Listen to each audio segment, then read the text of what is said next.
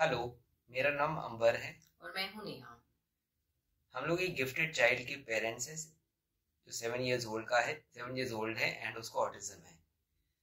अपने YouTube channel के through हम बाकी पेरेंट्स जिनके बच्चों को ऑटिज्म है को ऑटिज्म के बारे में और जानकारी देने की प्रयास करते हैं। ऑटिज्म से रिलेटेड बहुत सारे मिथ्स हैं, मतलब गलत जानकारी है जो को पेरेंट्स सच मानने लगते हैं, लोग सच मानने लगते हैं। उसको हम उसके वो हम क्लियर करते हैं, एज वेल एज काफ़ी सारे टिप्स और स्ट्रैटेजीज प्रोवाइड करते हैं पेरेंट्स को, जिनसे उनकी पेरेंटिंग जर्नी जो है थोड़ी सी आसान हो जाए। हमारा सारा कंटेंट हम काफ़ी रिसर्च के बाद बनाते हैं, बट मगर आप प्लीज़ याद रखिए कि हर बच्चा जिसका ऑटिज्म है वो यूनिक है, और ये वीडियो किसी भी तरह की मेडिकल एडवाइस या प्रोफेशनल एडवाइस को रिप्लेस नहीं करता। अगर आपको ये वीडियो हेल्पफुल लगता है तो प्लीज़ इसे लाइक करिए, हमारे चैनल को सब्सक्राइब करिए और फर्दर शेयर करिए किसी पेरेंट्स या केयर टेकर के साथ जिसको आप जानते हैं जिनके बच्चों को ऑटिज्म है। मिलकर हम अपने बच्चों का फ्यूचर बेटर बना सकते हैं। तो आज हम बात करेंगे मैल अडाप्टिव बिहेवियर के बारे में। मैल अडाप्टिव बिहेवियर होता क्या है? मैल अडाप्टिव बिहेवियर होता है कोई भी बिहेवियर जो थोड़ा स्ट्रेंज या अजीब सा लगे बाहर वालों को। हम तो अपने बच्चों को देख रहे हैं, हमें पता है कि वो किस तरह से घर में या सोसाइटी में बिहेव करे, पर अगर बाहर वाले किसी पेरेंट की नज़र से देखा जाए तो जो बिहेवियर उसे उन्हें अजीब लगता है उसको मैल अडाप्टिव बिहेवियर कहते हैं। तो इस वीडियो में हम डिस्कस करेंगे किस किस तरह के बिहेवियर जनरली मैल अडाप्टिव बिहेवियर पाए जाते हैं जिन बच्चों को ऑटिज्म है, एंड उनके पॉसिबल कॉजेज क्या है। एक तो हो गया मेकिंग ऑड नॉइजेस, अजीब अजीब तरह की आवाजें बच्चा निकालता है।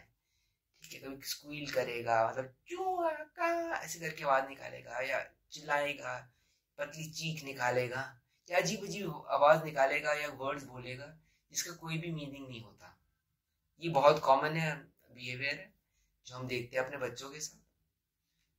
फिर दूसरा बिहेवियर होता है सेल्फ टॉक। ये भी बहुत कॉमन है। बच्चों के कुछ लिमिटेड वोकैबुलरी, अगर आपका बच्चा नॉन वर्बल है या अगर आपका बच्चे पार्टली वर्बल है, कुछ कुछ वर्ड्स उनको आते हैं, बहुत पूरी प्रॉपर वोकैबुलरी नहीं है, कुछ कुछ अपने काम की मीनिंगफुल वर्ड्स उनको आते हैं, तो वही कुछ मीनिंगफुल वर्ड्स रिपीट करता रहेगा, कभी किसी ऑर्डर में नहीं करेगा या आउट ऑफ कंटेक्स्ट करेगा। मतलब आउट ऑफ कंटेक्स्ट हुआ कि इस वक्त क्यों वो पर्टिकुलर वर्ड बोल रहा है, आपको समझ नहीं आएगा कि इस वक्त क्यों ये वर्ड बोल रहा है, बट वो ये अब सेल्फ टॉक करता रहेगा, अपने आप में कुछ ना कुछ बात करता रहेगा। अगर कोई किसी ने पूछ लिया आपका नाम क्या है तो वो ही अपना नाम बार बार रिपीट करता जाएगा। तो ये सेल्फ टॉक करके अगेन एक कॉमन बिहेवियर है जो ऑटिस्टिक बच्चों में पाया जाता है। अगला पॉइंट है रेपिटेटिव बिहेवियर। उसका मतलब ये है कि जब बच्चा एक ही चीज बार बार करे, क्योंकि वो उसको आती है तो उसको सिंपल लगता है तो वो बार बार करता है और उसी में वो रहता है, उसको अच्छा लगता है। अपनी उंगलियों से खेलेगा, अपने हाथों से खेलेगा, फ्लैपिंग करेगा, रॉकिंग करता रहेगा, किसी भी ऑब्जेक्ट को बार बार उसको छेड़ता रहेगा। तो एक रेपिटेटिव बिहेवियर, एक एक के बाद एक बारी में वही चीज बार बार एक लूप में करना। दूसरा, अगली चीज है अग्रेसिव बिहेवियर। जब बच्चा थोड़ा सा अग्रेशन शो करने लगता है, जब उसको गुस्सा आता है, जब वो किक करता है या हिट करता है या पिंच करता है, चुटियां काटता है, मारता है, ये बिहेवियर एक है जो मतलब बाहर वालों को अजीब लग सकता है, क्योंकि सिचुएशन कैसी होती है उनको नहीं पता हमारे बच्चे कैसे बिहेव कर सकते हैं। हम रेडी रहते हैं बट उनको बाहर वालों को अजीब लगता है। फिर सेल्फ इंजूरियस बिहेवियर्स, बच्चे अपने आप को हार्म कर सकते हैं, अपने आप को ही चोट पहुंचा सकते हैं। जब उनको नहीं समझ आता क्या करना है तो वो अपने आप को मारेंगे या अपने आप को बाइट करेंगे, एक दांतों से काटेंगे अपने आप को, सर बैंग करेंगे अपना कहीं पे। ये एक चीज है। ये मतलब जहाँ तक मैंने बाकी पेरेंट्स से देखा है, सुना है, ये थोड़े बड़े बच्चों में ज्यादा होता है सेल्फ इंजूरियस बिहेवियर। क्योंकि आई थिंक जब आदमी जैसे जैसे आदमी बच्चा बड़ा होता जाता है उनके पास जो कहने के लिए दुनिया को जो चीजें वो कहना चाहते हैं वो बढ़ती जाती हैं, या उनके जो अंदर तो जैसे जैसे वो बड़े होते रहते हैं और वो एक्सप्रेस नहीं कर पाते, बट एक्सप्रेस करने को चीजें बढ़ती जाती हैं। ये बिहेवियर एग्रेसिव सेल्फ इंजूरियस हल्के हल्के ज्यादा आता रहता है विद एज। तो हमें तो ट्राई करना चाहिए कि ये कभी आए ना तो उनको बताते रहना चाहिए, ऐसे अपने आप को नहीं करना, पहले से ही आप बताएं, थोड़ा थोड़ा उनको समझाते रहे, कुछ वो देखें, सोशल स्टोरीज से देखें, तो आप बता सकते हैं उनको। और फिर आता है टेम्पर टैंट्रम्स। जब बच्चों को नहीं समझ आता कि हम नहीं समझ रहे उनको, तो वो नीचे जमीन पे लेट जाएंगे, चिल्लाएंगे। ये टिपिकल चिल्ड्रन के साथ नहीं है जरूरी, ये सबके साथ होता है, सब बच्चों के साथ होता है, बट हमारे वालों का कभी भी हो सकता है। हमें नहीं पता वो किस सिचुएशन में ऐसे रिएक्ट करेंगे। तो उनका ये, जब उनकी फ्रस्ट्रेशन लेवल बढ़ जाती है बच्चों की, बिल्कुल ही वो समझा नहीं पा रहे हैं दूसरे को कि वो क्या चाहते हैं, वो फ्लोर पे लेट जाते हैं और वो बाकी चीजें करने लगते हैं। तो अब हम डिस्कस करेंगे पॉसिबल कॉजेज क्या हो सकते हैं इस तरह के बिहेवियर्स के। सो क्योंकि अगर हम ये कॉजेज को समझने की अगर कोशिश करें तो हम ये कॉजेज एलिमिनेट कर सकते हैं, हटा सकते हैं और कोशिश कर सकते हैं कि ये जो मैल अडैप्टिव बिहेवियर है कम से कम हो। So let us try to understand की कॉजेज क्या है। एक है कि अनएक्सपेक्टेड एंड अनप्रेडिक्टेबल सिचुएशन आ गई, या कोई बिल्कुल एक नई सिचुएशन आ गई जो बच्चा एक्सपेक्ट नहीं कर रहा। ठीक है, हम बच्चे को एग्जाम्पल, अगर बच्चा हम अभी खेल रहा है हमारे साथ पार्क में एंड सडनली उसको ले एकदम से उठा के थेरेपी ले गए। अब वो पूरा इस वक्त खेलने के मूड में था, या जो भी एक्टिविटी कर रहा था वो पूरा उसके हिसाब से मूड में था, और जो उसके बाद अगली चीज होने वाली थी उसके लिए वो तैयारी नहीं था, उसको पता ही नहीं था कि ये चीज एकदम से कहाँ से आ गई। तो हमने वो दोनों सिचुएशन चेंज के बीच में उसको टाइम ही नहीं दिया, एकदम खेलते खेलते सडनली थेरेपी ले गए। या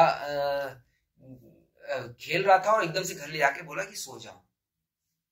मतलब दो सिचुएशन जो एकदम ड्रास्टिक है, उनका एकदम से चेंज होना जो अनएक्सपेक्टेड है बच्चे के लिए, ये एक बड़ा रीजन हो जाता है मैल अडैप्टिव बिहेवियर के लिए। दूसरा है चेंज इन डेली रूटीन। हम रूटीन के बारे में बहुत बात करते हैं कि डेली आप कैसे अपने बच्चे को कर सकते हैं, उनको एक रूटीन में डालिए। बट अगर डेली रूटीन है और बच्चा उसको बहुत कंफर्टेबल लग रहा है, अब उस केस में अगर आप उसकी डेली रूटीन में कुछ चेंज कर दें, बस उस एक दिन के लिए भी, एक टाइम के लिए भी, एक पल के लिए भी, वो उसके लिए प्रॉब्लमैटिक हो जाता है। फिर वो टेम्पर टैंट्रम्स करने लगता है क्योंकि वो नहीं उसको समझ आता।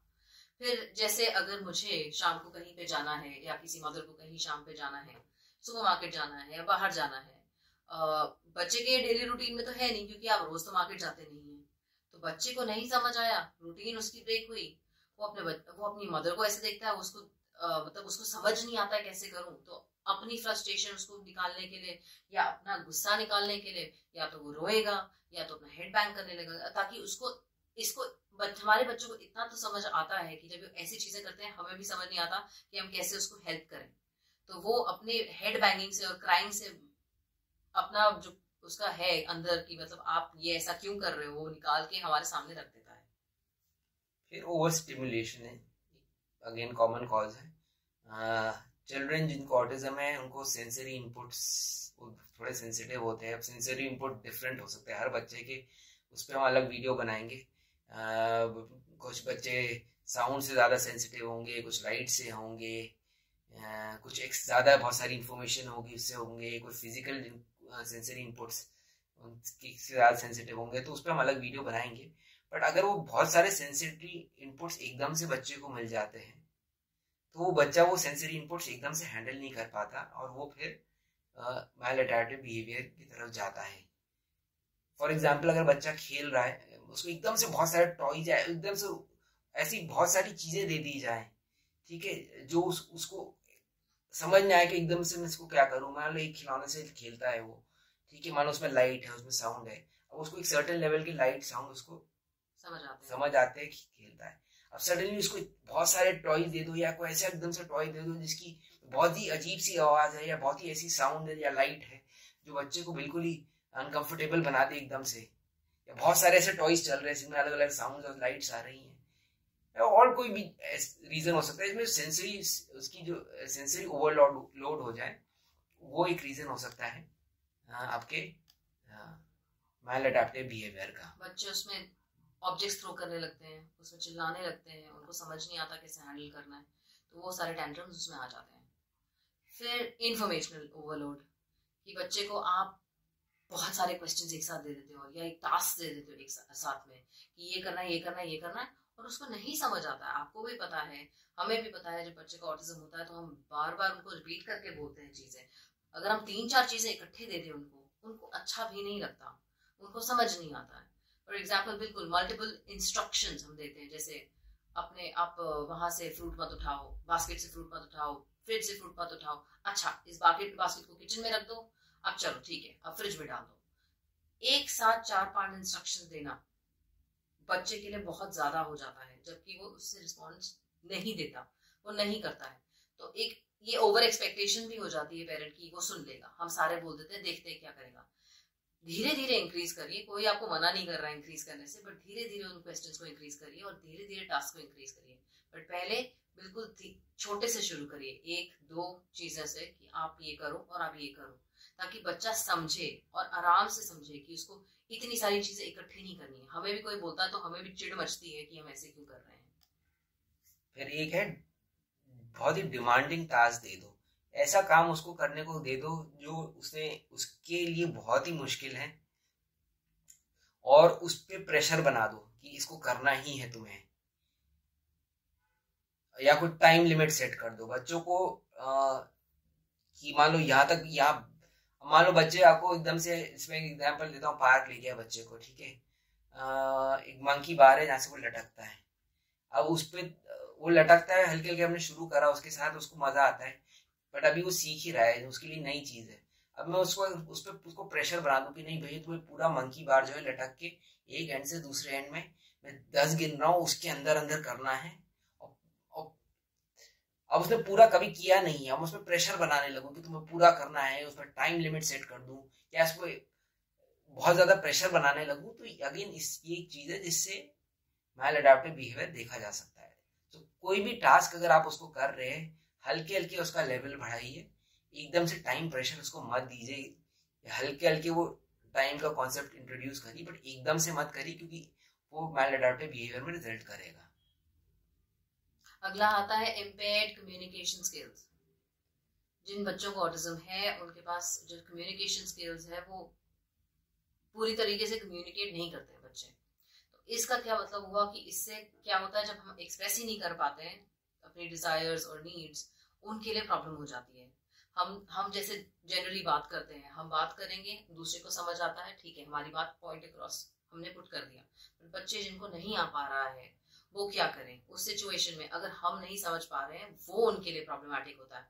बच्चे को कुछ खाना है, बच्चा कुछ चाहता है अपनी माँ से, वो अगर बोल नहीं पा रहा, वो सिंपल चीज बोल नहीं पा रहा, उसको भूख लगी है, उसको कोई पर्टिकुलर चीज चाहिए खाने को, अगर उसको चाहिए है फॉर एग्जाम्पल उसको चाहिए हलवा, अगर हम बच्चे को हलवा दे, मतलब हमें नहीं समझ आया, वो चाहता है हलवा लेकिन हमें नहीं समझ आया, हमने उसको केला पकड़ा दिया, वो तो फेंक देगा, वो तो खाने को मना कर देगा।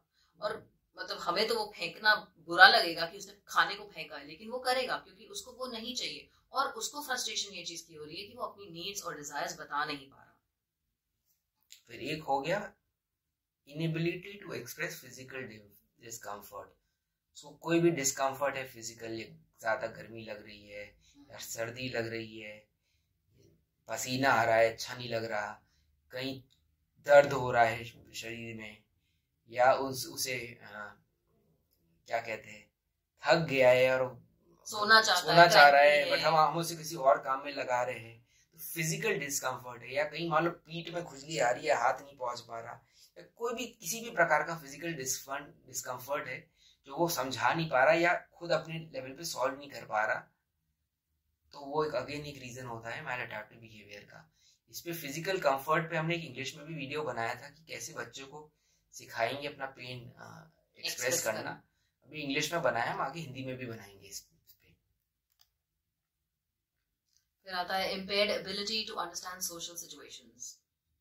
हमारे बच्चों को सोशल सिचुएशंस नहीं समझ आती हैं, उनके लिए बहुत डिफिकल्ट होता है एक सोशल लाइफ बनाना, और ऊपर से बॉडी लैंग्वेज समझना। पहले तो वो कम्युनिकेशन में ही प्रॉब्लम आती है, बट फेशियल एक्सप्रेशंस, आपके मुंह पे क्या एक्सप्रेशंस आते हैं, आपकी बॉडी लैंग्वेज कैसी होती है दूसरों की, उनको वो समझ पाना बहुत ही टफ लगता है, डिफिकल्ट होता है। तो इसका रिजल्ट क्या होता है कि हमें नहीं पता, उसको नहीं समझ आता है कि अगर हमने इशारे से उसको ऐसे दिखाया कि मत करो, वो नहीं समझ आता उसको। ना उसको ये समझ आता है इस सिचुएशन में मेरे को क्या करना है। तो अगर ऐसी चीजें हो जाती है और वो बच्चे को हम गलत साइड पे रब करते हैं कि हमने उसको चिल्ला दिया, फिर उसको देखा, उसको नहीं समझ आया, फिर हम कुछ और करेंगे, तो बच्चे का भी बहुत ही अजीब सा हो जाता है। वो अजीब अजीब आवाजें निकालने लगता है, वो चिल्लाएगा क्योंकि उसको नहीं समझ आ रहा और हम समझा नहीं पा रहे। तो एक लैग हो जाता है और उससे वो मैल अडेप्टिव बिहेवियर आने लगते हैं सामने। तो हम होप करते हैं आपको ये वीडियो पसंद आया। हमारे कुछ पहले की वीडियोस इंग्लिश में थे, बट क्योंकि हमारी बहुत ज़्यादा हमारे व्यूअर्स से डिमांड आई तो हमने इस चैनल को हिंदी में करा है, सो दैट हमारे हिंदी व्यूअर्स बेनिफिट करें। एंड प्लीज़ अगर आपको ये पसंद आता है वीडियो तो उस पर लाइक करिए, इसको कमेंट करिए, आगे शेयर करिए। एंड कुछ आपको लगता है हमने मिस करा और या कोई और टॉपिक जिस पे आप चाहते हैं आगे वीडियो बनाए तो वो भी कमेंट करके हमें बताइए। बिल्कुल बताइएगा कि हमें कमेंट्स में आपको कैसा लगा और आप कितना कुछ हमारे साथ भी शेयर करिए ताकि हम भी बेटर लर्न करें और आगे बता सकें। Thank you so much. Thank you.